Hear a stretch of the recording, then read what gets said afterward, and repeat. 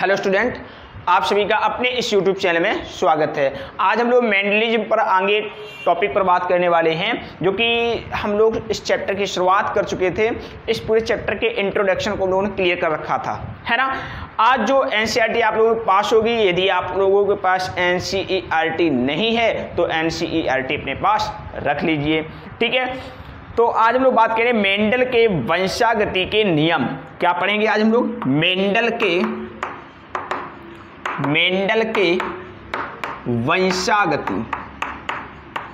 वंशागति के नियम, है ना।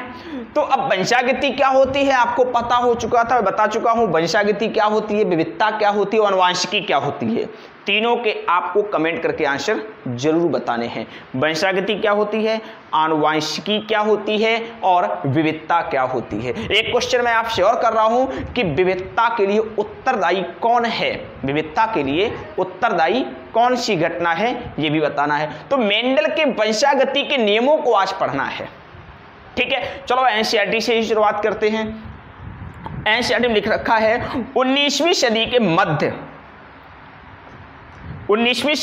मध्य के वर्षों में ही आनुवंशिकता को समझने के संबंध में प्रगति हो सकी। बिल्कुल बात ठीक है। मतलब ये लाइन कहना चाहती है कि 19वीं सदी जो है वहीं से आनुवंशिकी को समझने की शुरुआत हो गई। लोग वहां से इसके विषय में जागरूक हो गए। वैज्ञानिकों के दिमाग में क्वेश्चन आया कि नहीं, आनुवंशिकी को समझना बहुत जरूरी है ना। उस समय हमारे पूर्वजों का ही समय लगभग चल रहा था। फिर क्या है, ग्रीगर मेंडल ने उद्यान मटर के पौधे में 7 वर्षों तक 1800, अब देखिए वेरी वेरी इंपॉर्टेंट, यहां से नीट के क्वेश्चन बनते हैं। आनुवंशिकी के संबंध में मैंने एक बात और आपको बता रखी है कि आनुवंशिकी का जनक किसे कहा जाता है। आनुवंशिकी का जनक किसे कहा जाता है, तो आपका आंसर होगा, यदि कोई पूछता है आनुवंशिकी का जनक, तो आपका आंसर होगा मेंडल को कहा जाता है ना। आनुवंशिकी शब्द किसने दिया, तब आपका आंसर होता है बैटसन ने दिया। और आधुनिक आनुवंशिकी का जनक किसे कहते हैं, आधुनिक आनुवंशिकी का जनक किसे कहते हैं, तब भी आपका आंसर बैटसन ही राइट रहता है ना। तो ये तो बात क्लियर हो गई। तो जो जनक थे यानी मेंडल जो थे उन्होंने ही इसकी शुरुआत की, किसकी, आनुवंशिकी की। तो अब बात आती है इन्होंने शुरुआत जो की वो इसके शुरुआत के लिए किसका सहयोग लिया। क्योंकि जब किसी की शुरुआत करते हो, है ना, किसी पर एक्सपेरिमेंट करते हो, तो एक्सपेरिमेंट किस पर करोगे ये जानना बहुत जरूरी हो जाता है। तो इन्होंने अपने आनुवंशिकी की शुरुआत के लिए, वंशागति के नियम बताने के लिए इन्होंने एक पौधे का सहयोग लिया था। वो पौधा किसका था, जाना पहचाना आपके सामने नाम है, मटर का पौधा था। किसका पौधा था, मटर का पौधा था। तो क्या है, ग्रेगर मेंडल ने उद्यान मटर, अब देखिए वेरी वेरी इंपॉर्टेंट, यहां मटर है लेकिन मटर पर कई सारे क्वेश्चन बनते हैं। मेंडल ने जो मटर ले रखी थी वो कौन थी, आपका आंसर होगा सर वो उद्यान मटर थी। उद्यान मटर थी, कौन थी, गार्डन पी, है ना, उद्यान मटर थी। अब बात आती है मेंडल ने जिस मटर को लिया था उसको साइंटिफिक नाम उसका क्या है, तो है पाइसम सेटाइवम। क्या है, पाइसम सेटाइवम। सेटाइवम कौन सी मटर है, पाइसम सेटाइवम। अब एक बात और आती है, कई एग्जाम में पूछ लिया जाता है और नहीं पूछा जाए उससे मतलब नहीं है। हम लोगों का पूरा एक उद्देश्य कि प्रत्येक कॉम्पिटिटिव एग्जाम क्वालिफाई करने की क्षमता होनी चाहिए, यदि आप अपनी इस क्लास से पढ़ रहे हो तो।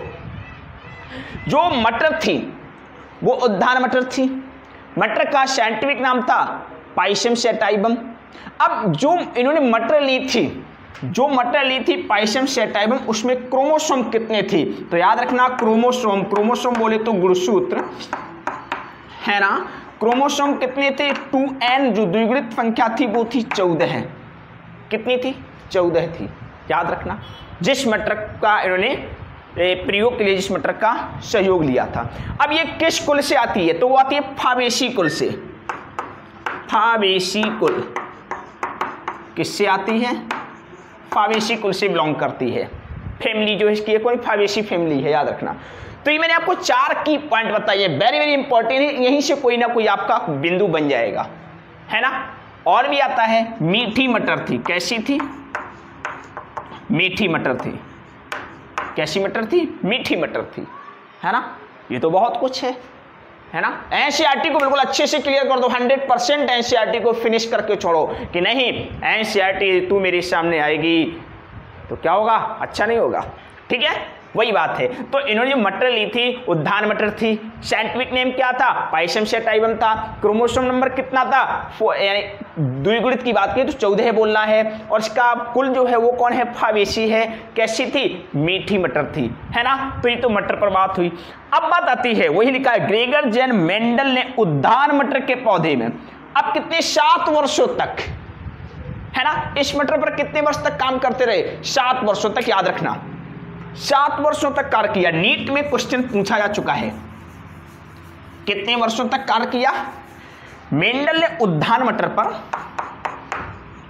उद्यान मटर पर मेंडल ने 7 वर्षों तक कार्य किया।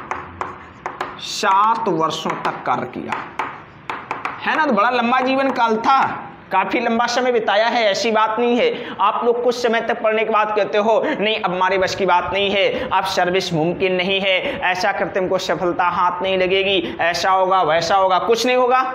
मेंडल जब कुछ भी नहीं, वो कोई सर्विस का उद्देश्य ही नहीं था, वो एक मटर पर रिसर्च कर रहे थे और 7 वर्षों तक कार्य करते रहे, है ना। कितने वर्षों तक कार्य करते रहे? 7 वर्षों तक। शुरुआत कब की थी? 1856 में, याद रखना।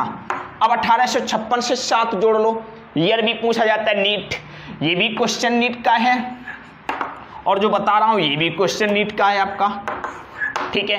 अब 56 हो गया, 57, 58, 59, 60, 61, 62, 63, तो कितना हो गया? 1863 तक कार्य किया। संभवतः यही एनसीईआरटी में लिख रखा है ना। कितना है? 63 तक कार्य किया। देखो क्या लिखा हुआ है, हाँ देखो वही लिखा, मैंने कहा देखो क्लियर है। 56 है, 57 एक हुआ कि नहीं हुआ? 57 तक 58, 59, 60, 61, 62, 63, है ना। तो कितना हुआ? 1856 से 1863 तक इन्होंने कार्य किया। 7 वर्षों तक कार्य करते रहे, बड़े महान साइंटिस्ट थे। आगे क्या लिखा हुआ है? 7 वर्ष 1856 से 1863 तक संकर के प्रयोग किए, किस पर? मटर पर, तथा उनके आधार पर जीवों की वंशागति के नियम को प्रस्तावित किया। यानी 7 वर्षों तक कार्य किया, और कब से कब तक? 1856 से 1863 तक, और वंशागति के नियम दिए। क्या किया? वंशागति के नियम दिए मेंडल ने, है ना। समझ में आ रहा होगा आपको अच्छे से, है ना। चाहे जूलॉजी हो चाहे बॉटनी हो, दोनों को भी भूल जाओ बिल्कुल। ना कोई जूलॉजी है ना कोई बॉटनी है, बस एक है बायोलॉजी। क्या है? बायोलॉजी। यदि आप जूलॉजी बॉटनी का भूत सिर पे रखोगे तो प्रॉब्लम आएगी, है ना। आगे कहोगे यार जूलॉजी क्या है, बॉटनी क्या है, किसको पढ़ें किसको छोड़ें। नहीं, हम तो सिर्फ बायोलॉजी जानते हैं, ना जूलॉजी जानते ना बॉटनी जानते। जूलॉजी भी जानते बॉटनी भी जानते हैं, अर्थात हम बायोलॉजी जानते हैं ना। तो थोड़ा सोचने की प्रक्रिया बदलिए। जीवों की वंशागति के नियम प्रस्तावित किए। सांख्यिकी विश्लेषणों और गणितीय तर्क शास्त्र का जीव विज्ञान की समस्याओं के समाधान हेतु प्रथम प्रयोग भी मेंडल द्वारा वंशागति अन्वेषणों के दौरान ही किया गया था। इंपॉर्टेंट यानी जीव विज्ञान में, है ना। क्योंकि लोग, अच्छा बताओ, ऐसा माना जाता है कि जीव विज्ञान वो लेते जो मैथ से थोड़ा डरते हैं ना, जबकि ऐसा नहीं होना चाहिए, है ना। क्योंकि बायोलॉजी में ऐसा माना जाता है मैथ नहीं आती है ना। लेकिन एक साइंटिस्ट आए, वो कौन है? मेंडल। मेंडल ने सर्वप्रथम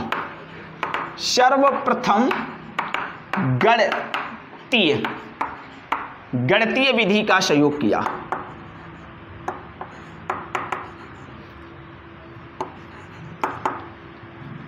सहयोग लिया, यानी कहने का मतलब है जीव विज्ञान में पहली बार गणितीय प्रक्रिया को लाने वाले, गणितीय विधि को शामिल करने वाले साइंटिस्ट कौन थे? मेंडल थे, का सहयोग लिया। किसने? मेंडल ने। याद रखना ये शब्द इंपॉर्टेंट है, ये कंफ्यूजन करेगा। और इसके बाद ये नाम, ठीक है, याद रखना। यानी गणित का सर्वप्रथम प्रयोग करने वाले साइंटिस्ट कौन थे? आपका आंसर होगा मेंडल, है ना। एक एक बात समझो एनसीईआरटी की, नहीं तो आ जाओगे ये तो एनसीईआरटी में था ही नहीं, कहां जीके जैसा क्वेश्चन आ गया, फालतू का नहीं है, राइट क्वेश्चन है बिल्कुल। आगे क्या लिखा हुआ है? उनके नमूनों में, उनके प्रयोगों में नमूनों की विशाल संख्या। इन्होंने क्या किया? जो अपने प्रयोग किए उसमें नमूनों की विशाल संख्या भी थी। क्या थी? विशाल संख्या भी थी। आगे क्या लिखा? समझना, यहां से क्वेश्चन निकलता, बताऊंगा मैं क्वेश्चन कैसे निकलेगा यहां से। साथ ही उनके परीक्षाधीन पौधों की उत्तरोत्तर पीढ़ियों पर किए गए प्रयोग तथा उनके सफल निष्कर्षों ने सिद्ध किया कि मेंडल के वंशागति के नियमों में व्यापकता थी और वे केवल आपुष्ट विचार नहीं थे। यानी कहने का मतलब है जब इन्होंने जो एक्सपेरिमेंट किए मटर के पौधे पर किए और नमूने जो प्राप्त थे बड़ी बड़ी संख्या में नमूने प्राप्त हुए। अब जब नमूनों की संख्या बड़ी है तो जो उसका रिजल्ट प्राप्त हो रहा था वो भी काफी बड़ी संख्या में प्राप्त हो रहा था।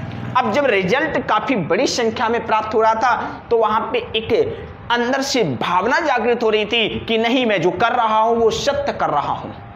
अब कल्पना करो, कल्पना कीजिए कि जैसे ये मटर की फली है, एक मटर की फली है ना।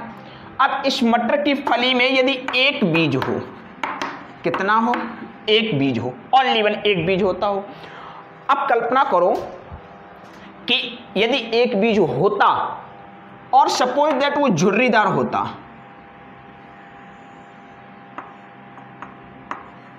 कैसा होता? झुर्रीदार होता। कैसा होता? झुर्रीदार होता। तो लोग क्या कहते? एक शब्द सुना होगा, अरे ये तो तुक्का है ना। ऐसे सुनते हो नहीं सकते?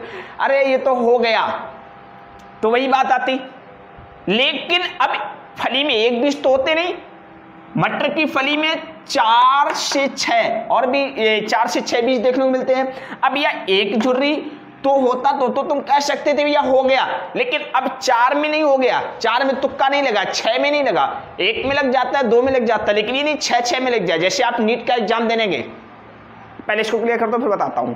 तो इसमें क्या हुआ कि अब सारे के सारे बीज झुर्रीदार हैं, तो मेंडल को लगा नहीं, जो मैं कर रहा हूं वो सही कर रहा हूं। ये बाई चांस वाली बात नहीं है, क्योंकि संख्या ज्यादा है ना। जैसे अब मैं एग्जाम्पल तौर समझाता हूं। आप जिस नीट का एग्जाम देने गए, बायोलॉजी में क्वेश्चनों का नंबर कितना होता है? 90 होता है कि नहीं होता है? अब कल्पना करो कि आपने इसमें 85 सही कर दिए, 85 प्लस सही कर दिए। अब कोई तुम पे आए और ये कहे भैया ये तो तुक्का मार दिया तुमने, क्या मान लोगे? नहीं मानोगे, क्योंकि उसके जो स्कोर है, जो सही क्वेश्चन करने की संख्या है वो बहुत ज्यादा है। भैया तुक्का 1 में चलता, 2 में चलता, 3 में चलता, इतनी पूरे 85 क्वेश्चन तक तुक्का ही तुक्का चलता रहा, है ना। ऐसा नहीं होता ना, कोई जादू वाली चिड़िया से घुमा दिया पूरे 85 क्वेश्चन राइट हो गए, ऐसा भी नहीं होता है ना। इसमें कोई तुक्का नहीं कहेगा। हाँ, अब तुमने क्या किया? तुम नीट का एग्जाम देने गए और कल्पना करो तुमने 10 क्वेश्चन सही किए। कितने क्वेश्चन सही किए? 10। और कल्पना करो तुमको बिल्कुल राइट पता थे, 10 को बिल्कुल सही पता थे तुमको, उसमें किसी प्रकार की कोई कंजूसी नहीं तुमने कर रखी थी, तुमको बिल्कुल श्योर पता था कि ये 10 सही है, तुमने उन्हीं को टिक किया। अब नीट का रिजल्ट आया, लोगों ने कहा भैया कितने क्वेश्चन सही हुए? तुमने कहा 10 क्वेश्चन सही हुए 90 में। वो कहेंगे अब तो पक्का तुक्का है, जबकि वहां पे तुक्का नहीं लगाया था। लेकिन यहां पर लोग मानेंगे अरे भैया 90 में लगाया होगा तो तुक्का 10 में ठीक बैठ गया, है ना। तो विशाल संख्या का प्रभाव कैसा पड़ता है समझ जाइए, है ना। अपने ही एग्जाम्पल से देख लीजिए, है ना। तो फिर ये नहीं होना चाहिए, है ना, ये होना चाहिए आपके पास, ठीक है। तो हम इसके लिए पढ़ रहे हैं, इसके लिए नहीं पढ़ रहे हैं, है ना। तो क्या हुआ? एक नमूनों की विशाल संख्या होने के कारण मेंडल के अंदर विश्वसनीयता आई, विश्वास जागृत हुआ कि नहीं मैं जो कर रहा हूं वो बिल्कुल राइट कर रहा हूं, सही कर रहा हूं। फिर क्या लिखा? मेंडल ने मटर के पौधों पौधे के उन लक्षणों पर विचार किया जो सर्वथा विपरीत थे, जैसे लंबे या बौने पौधे, पीले या हरे बीज। इंपॉर्टेंट, मेंडल क्या करते थे जब अपना एक्सपेरिमेंट कर रहे थे तो कुछ खास लक्षणों पर ध्यान दे रहे थे, जो लक्षण कैसे थे, विपरीत हुआ करते थे, जैसे लंबा और बौना, है ना, बीज का रंग हरा और पीला,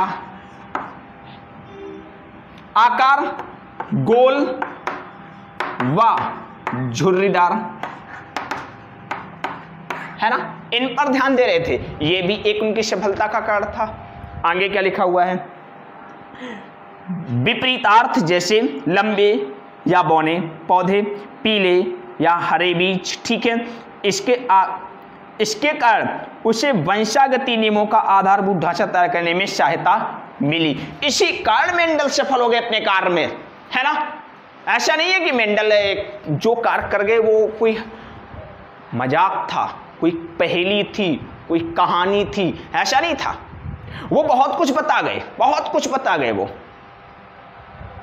बात क्लियर हुई कि नहीं हुई। उनके लक्षण विपरीत थे, विपरीत लक्षणों पर ध्यान दे रहे थे, नमूनों की संख्या विशाल थी, गणितीय विधि का सहयोग ले रहे थे, है ना। और पौधा जो था किसका था, मटर का था। कॉन्सेप्ट क्लियर हुआ। आगे देखते क्या दिया है। बाद में वैज्ञानिकों ने इसे विस्तार दिया जिससे विविध नैसर्गिक घटनाओं और उनमें निहित जटिलता का स्पष्टीकरण किया जा सका। बाद में अन्य साइंटिस्ट भी आए, उन्होंने भी इनके प्रयोगों में भूमिका निभाई, इंटरेस्ट जताया और उस पर कार्य किया, जिससे कि आनुवांशिकी का आगे विकास संभव हो सका।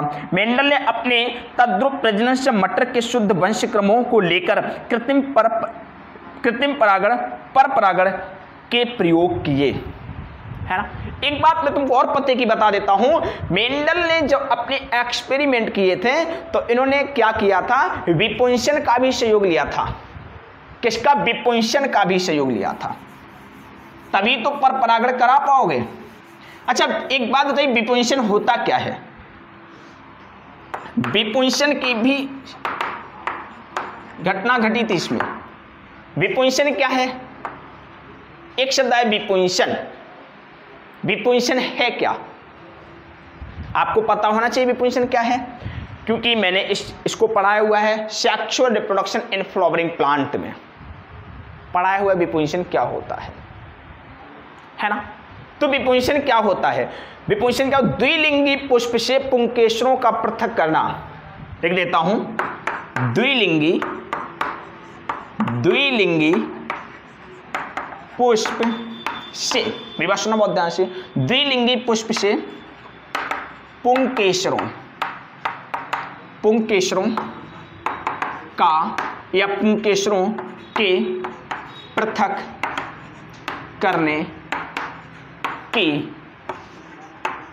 घटना विपुंसन कहलाती है। विपुंसन कहलाती है, याद रखना। विपुंसन क्या है, द्विलिंगी पुष्प होना चाहिए। अब इसको समझते बहुत अच्छे से, पुष्प कैसा हो, पहली बात तो पुष्प द्विलिंगी हो। कैसा हो, द्विलिंगी। अभी मैं एक एमसीक्यू कराऊंगा छोटा सा, ठीक है, याद रखना। पुष्प कैसा हो, द्विलिंगी हो। अब द्विलिंगी है तो सीधी सी बात है, उसमें नर भी होगा, उसमें मादा भाग भी होगा। दोनों होंगे कि नहीं होंगे, है ना, होंगे दोनों कि नहीं होंगे। तो पुष्प कैसा हो, द्विलिंगी हो। अब द्विलिंगी है तो किसको अलग करना है, पुंकेसर को अलग करना है। पुंकेसर बोले तो कौन सा भाग हुआ, मेल हुआ कि फीमेल पार्ट हुआ पुष्प का। आप कहोगे सर मेल पार्ट हुआ, नर भाग हुआ कि नहीं हुआ। पुंकेसर पृथक करने हैं। अच्छा किसकी सहायता से पृथक करोगे, बताइए जरा। कैंची और चिमटी की सहायता से। किसकी सहायता से, कैंची और चिमटी की सहायता से। अच्छा प्रॉब्लम एक मैं आपसे क्वेश्चन पूछता हूं, याद रखना, विपुंसन की घटना कब संपन्न होती है, कलिकावस्था में कि पुष्प के प्रफुल्लित हो जाने पर, खिल जाने पर। याद रखना विपुंसन की घटना सदैव कलिकावस्था में ही संपन्न होती है। कब संपन्न होती है, कलिकावस्था में, यह भी याद रखना। अच्छा दिन के समय होती है कि शाम के समय होती है कि दोपहर में होती है, कब होती है, याद रखना 10 बजे से पूर्व होनी चाहिए, है ना। विपुंसन घटना कब संपन्न होनी चाहिए? 10 बजे से, प्रातः काल 10 बजे से पूर्व ये कार्य किया जाता है ना। तो को अच्छे से पढ़ना है, मैंने कहा गलती नहीं होना चाहिए। विपुंसन की घटना 10 बजे से पूर्व होती है। चलो मैं कुछ बिंदु यहां पे लिख देता हूं, सब बता दिया वैसे, लेकिन फिर भी बता देता हूं। विपुंसन कब होता है? किन पुष्पों में होता है? द्विलिंगी पुष्पों में होता है। किसमें होता है? द्विलिंगी पुष्पों में होता है। किसको अलग करते हैं? नरभाग को अलग करते हैं। नरभाग कौन होता है? पुंकेसर अलग, पुंकेसर होता है, उसको अलग करते हैं। करते कि नहीं करते हैं? कब ये घटना घटती है? प्रातः 10 बजे से पूर्व। कब घटना संपन्न होती है? प्रातः काल 10 बजे से पूर्व। इस घटना के लिए किसकी आवश्यकता पड़ती है? कैंची व चिमटी, कैंची व चिमटी की आवश्यकता पड़ती है ना। ये भी पता होना चाहिए विपुंसन के लिए, है ना। बात क्लियर हो कि नहीं हुई? या प्रातः काल याद रखना, ना तुम सायंकाल 10 बजे प्रॉब्लम आ जाएगी, है 10 बजे से पूर्व, है ना। असमंजस में पड़ जाओगे फिर, ठीक है। ये विपुंसन की बात होगी। तो विपुंसन भी किया था ना, मानो तो डायग्राम दिया गया है एनसीईआरटी में, देख लीजिए साइड में, ठीक है। चलिए आगे देखते हैं क्या है। तद्रुप प्रजनन सम टू ब्रीडिंग वंशक्रम वह होता है जो कई पीढ़ी तक स्वपरागण के फलस्वरूप स्थायी विशेषक ट्रैट प्रदर्शित करता है। जैसे देखिए कौन कौन से थे। मेंडल ने मटर की 14 तद्रुप प्रजननी मटर की किस्मों को छांटा, जहां 7 जोड़ी, कितने? 7 जोड़ी विपरीत लक्षणों को लिया था। अब देखिए कौन थे 7 जोड़ी। ऊपर आप चित्र 5.1 में देख सकते हो, वहां पर डायग्राम से दिया गया है, या 5.1 की तालिका भी देख सकते हो, साइड में दी गई है, यानी पेज नंबर 78 या पेज नंबर 79 पर। चलो 78 में देख लेते हैं। बीज का आकार देखिए, गोल दिख रहा है और झुर्रीदार दिख रहा है। देखिए मैं इसके कुछ प्रतीक भी बता देता हूं। पहले एनसीईआरटी पढ़ूंगा, फिर दिखाऊंगा, फिर यहां पर नोट डाउन करूंगा। पहला दिख रहा है बीज का आकार। क्या दिख रहा है? बीज का आकार, है ना। अब बीज का आकार जो है, इसमें जो प्रभावी लक्षण है, प्रभावी विशेषक है, लक्षण क्या हो गया? बीज का आकार। इसमें जो प्रभावी, ये देखिए कैसा दिख रहा है? गोल। कैसा दिख रहा है? गोल। इसको हम किससे डिनोट करते हैं? यहां पे मैं लिखता हूं प्रभावी और यहां लिखता हूं अप्रभावी। अप्रभावी, ठीक है। बीज का आकार तो कैसा है? गोल। यदि गोल है, किससे डिनोट करते हैं? कैपिटल आर और कैपिटल डब्ल्यू। कैपिटल आर से डिनोट करेंगे या कैपिटल डब्ल्यू से। अच्छा, इसको किससे करते हैं? तो स्मॉल आर स्मॉल डब्ल्यू, याद रखना, कोई डाउट? इसके बाद दिख रहा है बीज का रंग। क्या है? बीज का रंग। बीज का रंग, इसका जो प्रभावी होता है उसे डिनोट किससे करते हैं? कैपिटल वाई या कैपिटल जी। अब प्रभावी को स्मॉल वाई व स्मॉल जी, है ना। स्मॉल वाई व स्मॉल जी, है ना, क्योंकि ये कैसा है? पीला है, ये कैसा है? हरा है, याद रखना, ठीक है। आगे देखते क्या है। आपको फूल का रंग दिख रहा है, फूल का रंग, फूल का रंग। अब जो फूल का रंग है, इसमें प्रभावी देखिए रंग से साफ साफ दिख रहा है बैगनी। बैगनी को ये प्रभावी है कैपिटल वी और कैपिटल डब्ल्यू से डिनोट करते हैं, कैपिटल वी और कैपिटल डब्ल्यू से। अब प्रभावी जो श्वेत है उसे किससे डिनोट करते हैं? स्मॉल वी और स्मॉल डब्ल्यू से डिनोट करते हैं, ठीक है। याद रखना ये चीज एनसीईआरटी में नहीं है ना। तो हमको क्या करना है? एनसीईआरटी को पूरा अच्छे से 100% क्लियर करना है, ठीक है। अब इसके बाद अगला कैरेक्टर क्या दिया गया है? फली का आकार। क्या है? फली का आकार। फली का आकार। इसका क्या है, कैपिटल आई कैपिटल सी, और अप्रभावी क्या होगा, स्मॉल आई स्मॉल सी, है ना। ये हुआ कि नहीं हुआ। अगला क्या है, फली का रंग, क्या है, फली का रंग। अब फली का रंग कैसा है, कैपिटल जी कैपिटल वाई, क्योंकि हरा है और पीला है, देख रहे हो डायग्राम ना, capital G capital Y capital G, और अप्रभावी क्या होगा, स्मॉल वाई स्मॉल जी, है ना। ये देखो समान कहानी है, बीज का रंग फली का रंग, ठीक है, देख लीजिए किताब में भी देख लीजिए, बीज का रंग है ना, पीला और हरा, फली का रंग। यहाँ पे एक थोड़ा यहाँ पे ध्यान रखना, यहाँ पे पीला प्रभावी है, यहाँ पे हरा प्रभावी है, तो ये हरे के लिए है, ये पीले के लिए, ठीक है, ये थोड़ा ध्यान रखना। इसके बाद पुष्प की स्थिति, पुष्प की स्थिति अच्छी और अंत्य, पुष्प स्थिति। अब इसको कैसे डिनोट किया गया है, capital A small A, capital A small A, इसमें सिंगल सिंगल ही प्रतीक है, याद रखना। और इसके बाद तने की ऊंचाई, ऊंचाई ये क्या है, कैपिटल टी स्मॉल टी। जरा गिनो, 1 2 3 4 5 6 7, 7 हुए कि नहीं हुए, है ना। और जो ये आपको जो यहाँ पे विशेषांक दिख रहे हैं वो कितने हैं, 7 जोड़ी, और टोटल कितने हैं, 14 है। यही बात तो लिखी है एनसीईआरटी में, देख लो, जोड़ी में 7 हैं। ये जोड़ी मत बोल देना, ये तो या तो ये या ये मिलेगा, ये विकल्प के तौर पे है। जोड़ी इनका बनेगा, आर होगा तो capital R small R, W होगा तो कैपिटल डब्ल्यू स्मॉल डब्ल्यू, ठीक है। तो 1 जोड़ी 2 जोड़ी 3 जोड़ी 4 जोड़ी 5 जोड़ी 6 जोड़ी और 7 जोड़ी। जोड़ी में बोले 7 और टोटल नंबर पूछे तो कितना होगा, 14 है। कितना होगा, 14। तो वही बात तो लिखी है एनसीईआरटी में। मेंडल ने मटर की 14 तद्रुम प्रजननी मटर की किस्मों को छांटा, अर्थात 7 जोड़ी विपरीत लक्षणों को लिया, 7 जोड़ी विपरीत लक्षणों को लिया। बात क्लियर हो गई कि नहीं हो गई, ठीक है। चलिए अब देखता हूं मेंडल के सफलता के कारण क्या थे। अब हम लोग बात करते हैं मेंडल के सफलता के कारण क्या थे, है ना। मेंडल आनुवंशिकी के प्रयोग करने में सफल क्यों हो गए।